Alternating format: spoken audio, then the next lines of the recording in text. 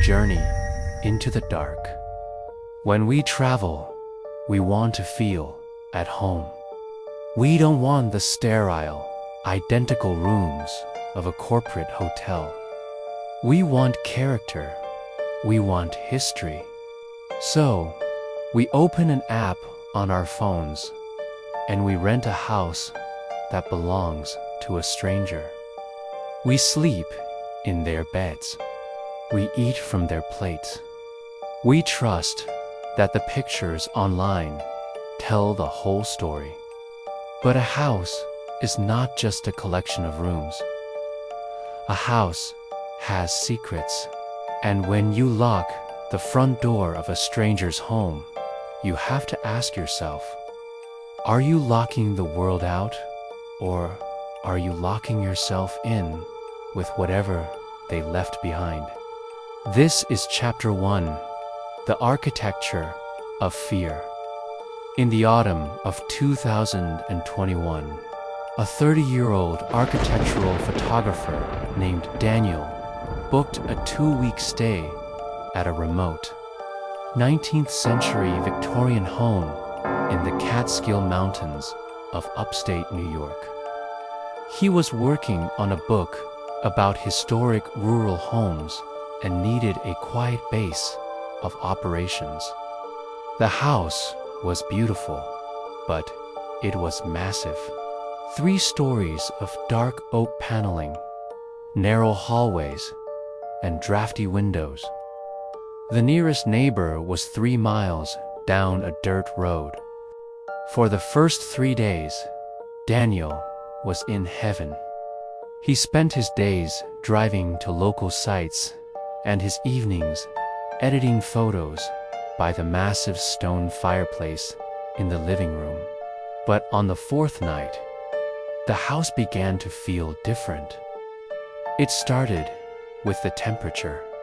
Daniel noticed that the second-floor hallway, specifically the area right outside the master bedroom, was always freezing.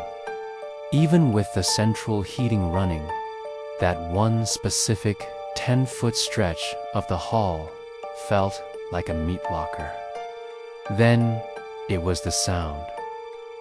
Old houses settle, they creak, they groan. Daniel knew this, but the sounds he started hearing at 2 in the morning were not the sounds of settling wood. It was the sound of breathing. It was a slow, heavy, rhythmic wheeze. And it wasn't coming from the air vents. It sounded like it was coming from inside the wall itself. Daniel convinced himself it was just old plumbing or the wind trapped in the chimney. But the psychological seed had been planted. He started to feel a constant, heavy pressure on the back of his neck. The undeniable feeling of being watched. On the 6th day, it rained heavily, forcing Daniel to stay inside. To pass the time, he decided to take architectural photos of the house's interior. He set up his tripod in the second-floor hallway, the freezing hallway, to capture the intricate woodwork of the door frames. He took a series of wide-angle shots. Later that evening, while editing the photos on his laptop, he noticed something impossible. Daniel had a professional's eye for spatial dimensions. Looking at the floor plan he had sketched for his notes and comparing it to the exterior photos of the house, the math did not add up. The master bedroom on the left was 15 feet wide. The guest bathroom on the right was 10 feet wide, but the exterior wall of the house was 35 feet long. There was a 10-foot gap, a void, a space in the middle of the second floor that did not exist on any map of the house. Daniel's heart began to race. He grabbed his heavy metal flashlight and walked slowly up the stairs to the second floor. He stood in the freezing hallway. To his left was the master bedroom. To his right was the guest bath. In front of him was a solid wall covered in dark, heavy, floral wallpaper. He stepped up to the wallpaper. He raised his hand and knocked his knuckles against the plaster. Knock, knock. It was solid. He moved 2 feet to the right and knocked again. Knock, knock, solid. He moved to more feet, right in the center of the gap. He knocked. Thud, thud, thud. The sound was completely different. It was hollow. It echoed. There was an empty room behind the wallpaper. Daniel ran his hands over the floral pattern, searching for a seam. He found a slight vertical depression hidden within the dark vines of the design. He pressed hard against the wood paneling at the bottom of the wall. With a sharp click, the seamless section of the wall unlatched. It was a hidden door, perfectly flush with the drywall, painted and papered over to be entirely invisible. Daniel pushed the hidden door open. It swung inward with a low. The freezing air that poured out of the hole smelled like old dust, copper, and something sickeningly sweet. He raised his flashlight and shined the beam into the dark. It was a narrow, windowless room, exactly 10 feet wide. But it wasn't an empty storage space. There was a single stained mattress on the floor. Next to the mattress was a bucket, a pile of empty food cans, and a battery-powered lantern. But that wasn't what made Daniel stop breathing. Pinned to the drywall, covering almost every inch of the hidden room, were hundreds of photographs. They were all taken from the inside of the house. Photos of the living room, the kitchen, the bathroom, and photos of Daniel Dot. Photos of him sleeping on the couch. Photos of him cooking. Photos of him editing pictures at his computer just a few hours ago. The camera angle was always high, looking down through the small iron ventilation grates near the ceiling. The sweet smell in the room was coming from a pile of Daniel's own unwashed clothes, which had gone missing over the last few days. Piled neatly at the head of the dirty mattress, Daniel realized with a crushing, absolute terror that he was not alone in the house. He had never been alone, and the breathing he heard inside the walls wasn't the wind. Suddenly, a floorboard creaked directly behind him, out in the main hallway. He slowly turned around, shining his flashlight through the hidden doorway. Standing at the top of the stairs, blocking his only way down, was a man. He was unnaturally thin, covered in a thick layer of grime, and he was holding a long, rusted hunting knife. The man didn't look angry. He just smiled, revealing rotting teeth, and whispered, "You found my room. Do you want to stay?"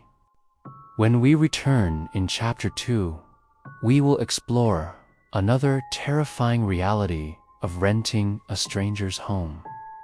What happens when the mirrors in the bathroom are not meant for you to look at yourself, but for someone else to look at you? Welcome back. We just saw how the architecture of a house can be altered to hide the people who refuse to leave. We assume that if we check the locks, we are safe. We assume that the walls are solid. But there is one room in every house where we are at our most vulnerable. A room where we lock the door, strip away our defenses, and look at ourselves, the bathroom. When you look into a mirror in a strange place, you expect to see only your own reflection. You do not expect the mirror to be a window. This is Chapter 2, The Silver Window. In the spring of 2023, a 28-year-old traveling nurse named Emily took a 3-month contract at a hospital in the Midwest. To save money, she rented a newly renovated basement apartment in a quiet, affluent, suburban neighborhood. The apartment was modern and clean. It had a separate entrance at the back of the house, a small kitchenette, and a large, surprisingly luxurious bathroom. For the first 2 weeks, Emily's schedule was grueling. She worked 12-hour night shifts, coming home at 7 in the morning just to sleep. But on her first weekend off, she finally had time to actually look at her new home. She was taking a hot shower on a Sunday evening, the bathroom filled with thick, white steam. But as she stepped out of the shower and reached for her towel, she noticed something strange. The massive, wall-to-wall mirror above the double vanity was completely clear. There was no condensation on the glass. The rest of the bathroom was dripping with moisture, but the mirror was perfectly dry and cold. Emily wiped a hand across it anyway. The surface was freezing, much colder than the ambient temperature of the room. It felt like touching the outside window of a house in the middle of winter. She leaned in closer. The mirror wasn't hung on the wall like a normal picture frame. It was bolted flush against the drywall, sealed with a thick line of silicone caulking all the way around the edges. A deep, unsettling feeling washed over her. She remembered a safety tip she had read online years ago about hotel rooms and public restrooms. The fingernail test. If you press your fingernail against a normal mirror, there should be a small gap between your physical nail and the reflection, caused by the layer of glass over the silver backing. If there is no gap, if your nail touches its reflection directly, it is a two-way mirror. Emily slowly raised her right hand. Her fingers were trembling. She pressed the tip of her index finger directly against the cold glass. There was no gap. Her physical fingernail touched the reflection perfectly. She was not looking at a mirror. She was looking at a window covered in a thin sheet of reflective film. The heavy silence of the basement apartment suddenly felt suffocating. Someone could be standing on the other side of that glass right now, watching her every move. She didn't scream. She didn't run. She knew she had to be sure before she called the police. She wrapped her towel tightly around herself. She walked out of the bathroom, went into the kitchenette, and grabbed her heavy-duty LED flashlight from her emergency kit. She walked back into the bathroom. She reached for the wall switch and turned off the overhead lights. The bathroom was plunged into total darkness. If it was a two-way mirror, the only way to see through it was to make her side completely dark and shine a bright light directly against the glass. Emily pressed the flat lens of the flashlight directly against the mirror. She closed her left eye, cupped her hands around the flashlight to block any light from bleeding back into the bathroom, and pressed her right eye against the glass. She clicked the flashlight on. The powerful beam of light punched through the reflective film and illuminated the space behind the wall. It wasn't solid wood or pipes. It was a narrow, unpainted concrete corridor running the entire length of the bathroom. It looked like a maintenance tunnel, but it wasn't empty. Sitting directly in the center of the narrow tunnel, facing the back of the mirror, was a cheap plastic folding chair. On the floor next to the chair were a dozen empty energy drink cans, a pile of fast food wrappers, and a digital camera mounted on a tripod. The camera lens was pointed straight at the glass, straight at the shower. Emily's blood ran cold. The chair was empty. Whoever had been sitting there watching her was gone.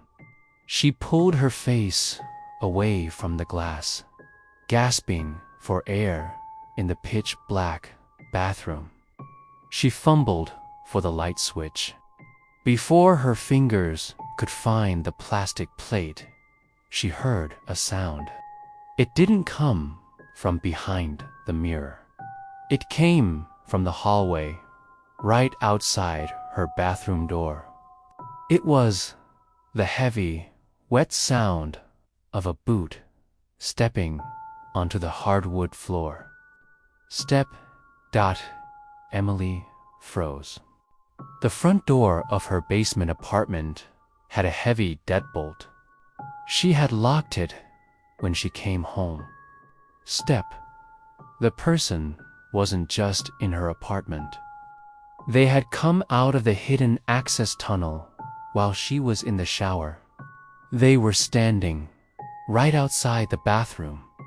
Emily slowly backed away from the door, gripping the heavy metal flashlight like a club. The bathroom had no windows. There was no other way out. She watched the bottom gap of the bathroom door in the dark. A shadow blocked the thin sliver of light coming from the hallway.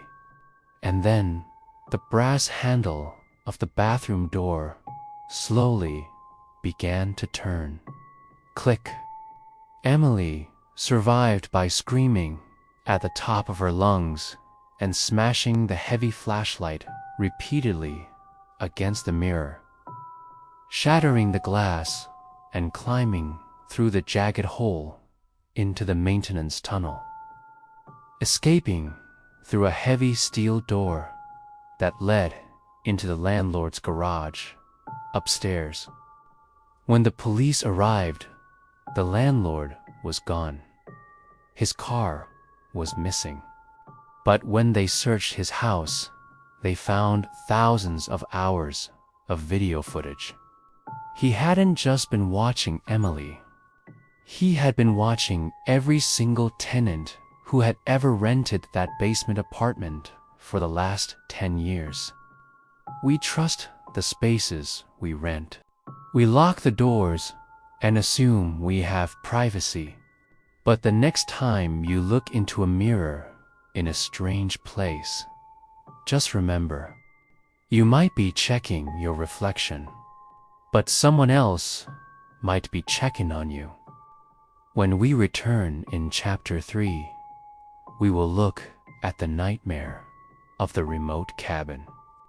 What happens when the nearest neighbor is 20 miles away, and the security cameras you install to keep people out suddenly show someone already inside? Welcome back. We have seen what happens when the architecture of a house is built to hide a secret. We have seen how the mirrors can be used as windows. But what happens when the technology designed to keep you safe is the very thing that reveals you are in mortal danger? We buy cameras. We set up motion sensors. We want to know exactly what is happening outside our doors while we sleep. But when you rent a remote cabin miles away from civilization, and the host provides a security tablet, you assume those digital eyes belong to you. You forget that someone else installed them. This is Chapter 3. The Digital Eye. In the dead of winter in 2019. A 35-year-old software developer named Marcus rented an A-frame cabin in the snowy mountains of Colorado. He needed absolute silence to finish coding a major project. The cabin was beautiful, featuring massive glass windows looking out into the dense pine forest. The nearest town was a 45-minute drive down a winding, icy mountain road. When Marcus arrived, he found a welcome note on the kitchen island next to a tablet. The note from the host read, "Welcome to your winter retreat. Because of the isolation, I have installed high-definition exterior security cameras for your peace of mind. Use this tablet to view the live feeds." Marcus appreciated the gesture. He spent the first 3 days working furiously at the dining table, watching the snow fall outside the massive windows. On the 4th night, a severe blizzard rolled in. The wind howled against the glass, and the temperature plummeted to -10 degrees. It was around 1 in the morning. Marcus was sitting on the couch in the dark living room, wrapped in a blanket, his laptop glowing on his knees. The fire in the hearth had died down to glowing red embers.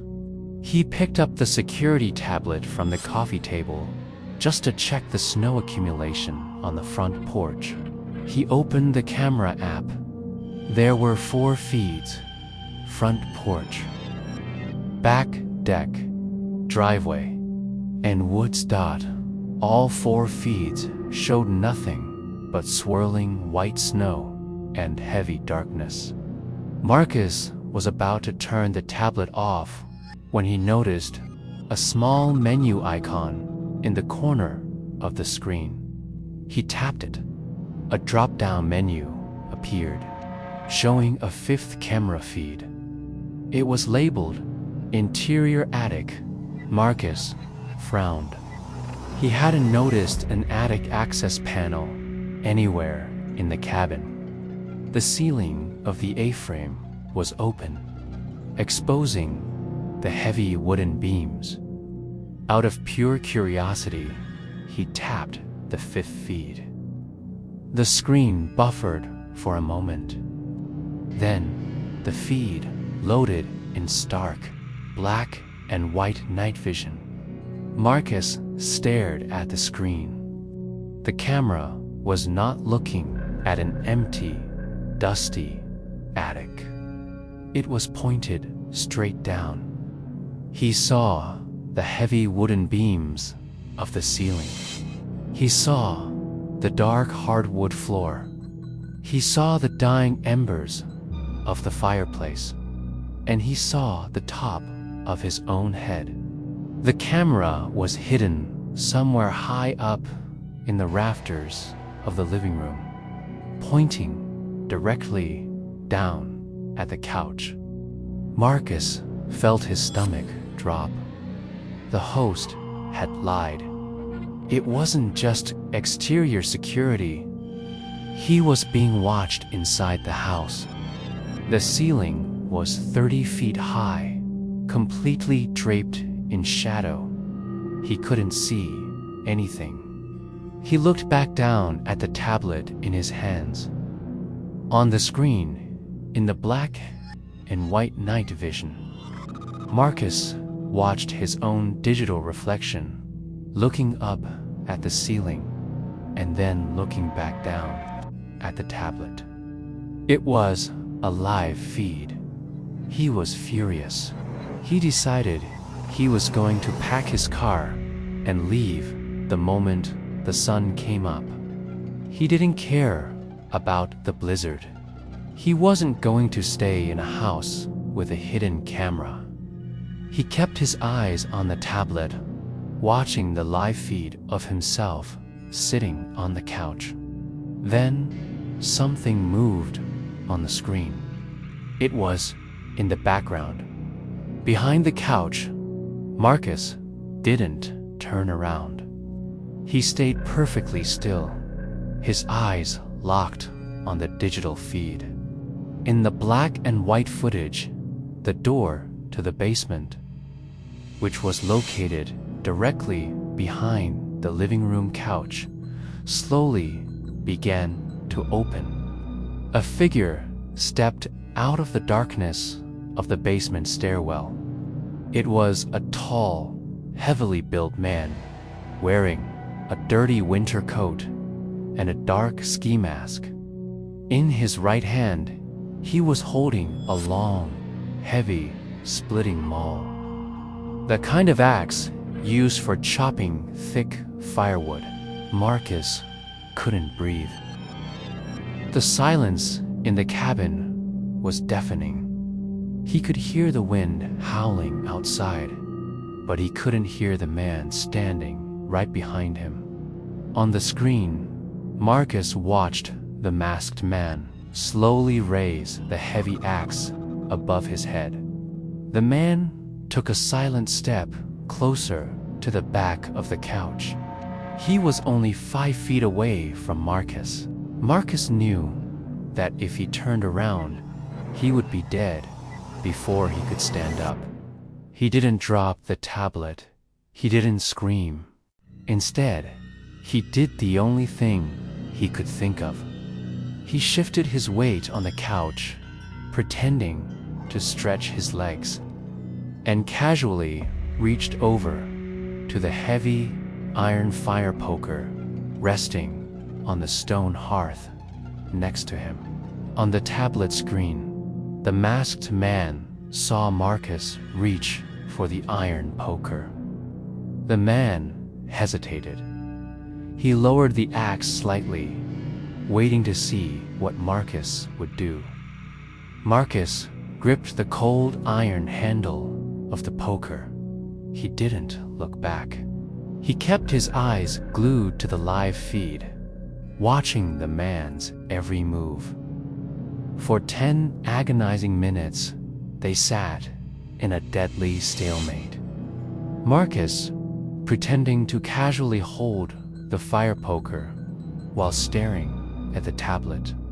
The masked man standing silently behind the couch, gripping the heavy axe, waiting for Marcus to put the weapon down or go to sleep.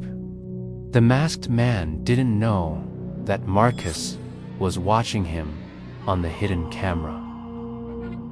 Finally, Marcus made his move. He suddenly threw himself forward, rolling off the couch and crashing onto the hardwood floor, swinging the heavy iron poker backward blindly as hard as he could. The iron bar struck the masked man squarely in the knee. The man let out a roar of pain and dropped the heavy axe collapsing onto the floor. Marcus didn't wait to see him get up. He scrambled to his feet, ran to the front door, threw the deadbolt open, and sprinted out into the -10-degree blizzard without a coat or shoes. He ran for a mile down the icy mountain road until a snowplow driver found him freezing to death in a snowbank. When the state police raided the cabin 4 hours later, the masked man was gone. But they found the hidden camera in the rafters, and they found a sleeping bag, food wrappers, and a collection of sharp knives in the basement. The host of the cabin claimed he had no idea the camera or the man were there. But the digital footprint on the router showed that the live feed was being broadcasted to an IP address located in a different country. We love the convenience of technology. We love the feeling of safety that a glowing screen provides. But sometimes the screen isn't showing you the danger outside. Sometimes the screen is the only thing warning you about the danger standing right behind you.